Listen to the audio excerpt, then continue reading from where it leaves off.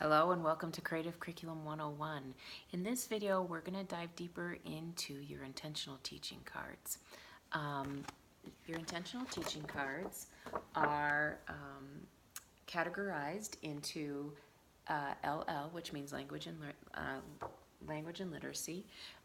You have your M cards, which are your mathematics cards. You have SE cards, which are social emotional, and you have P cards, which are for physical.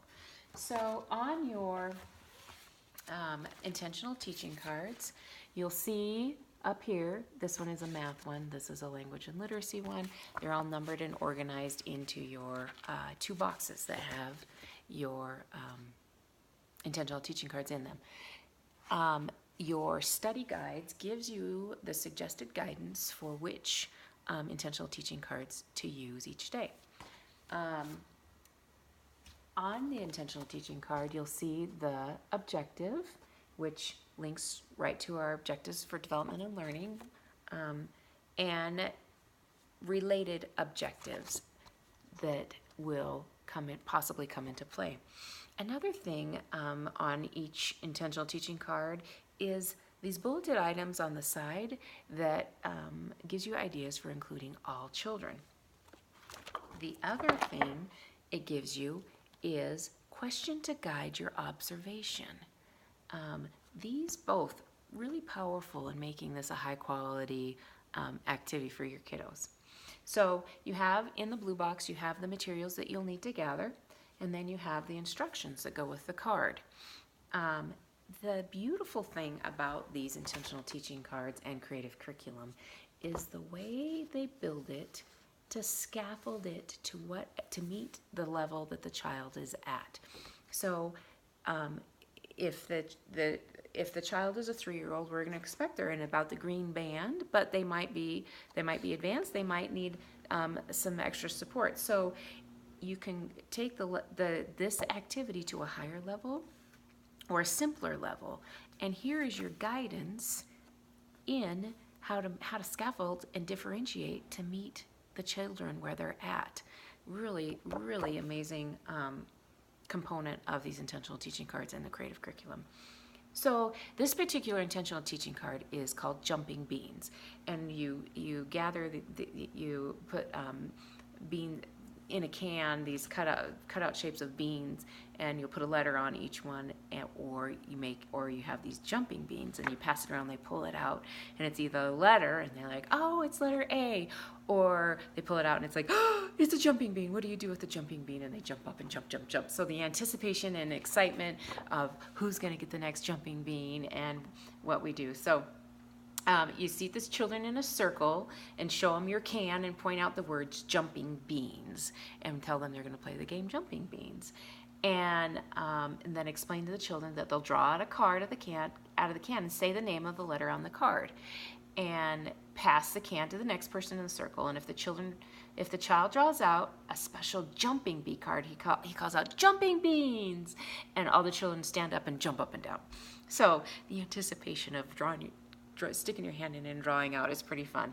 And then continue around and play Jumping Bean. Great, fun, active engagement game for letter knowledge. So, and then down here, obviously there's ways to make it simpler and make it harder. But the basic instructions are here. Now, one thing that my good friend Mary Burke did was build all the supports materials for these intentional teaching cards, because you need jumping beans, and do you have time to make them? So on your shared drive for your program, there's a glare, is I'm gonna move it so I can take the glare out, hopefully. You have this shared drive for your curriculum, and so I'm gonna go into curriculums, maybe. And then I'm going to select creative curriculum.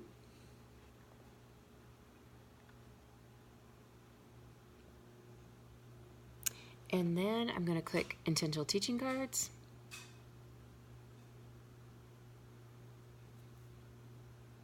And then I'm going to push ITC support materials, and it says from Mary Burke. She's the one that built these intentional teaching cards.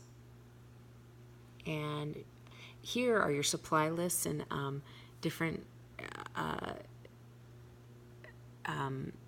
organization of your intentional teaching cards, but here is where those materials are. And so here is all you need to support you with these intentional teaching cards. So there's those jumping beans right here that she designed. So if you go find the jumping beans and print them off, you'll have all she already has the letters pasted on them. The blank ones with nothing on them are your jumping beans. And print those out, laminate them, throw them in a can or a bag, and you're set. So thank you, Mary Burke, for taking a little bit of the work out for us. And all of your intentional teaching cards, at least in the first set of intentional teaching cards, it's built and it's in there. So that a good thing to check out when teaching the intentional teaching cards with Creative Curriculum. These are highly they don't work very well in a large group. There's a few that I've done before that it's okay, but they really are built for your small group instruction time.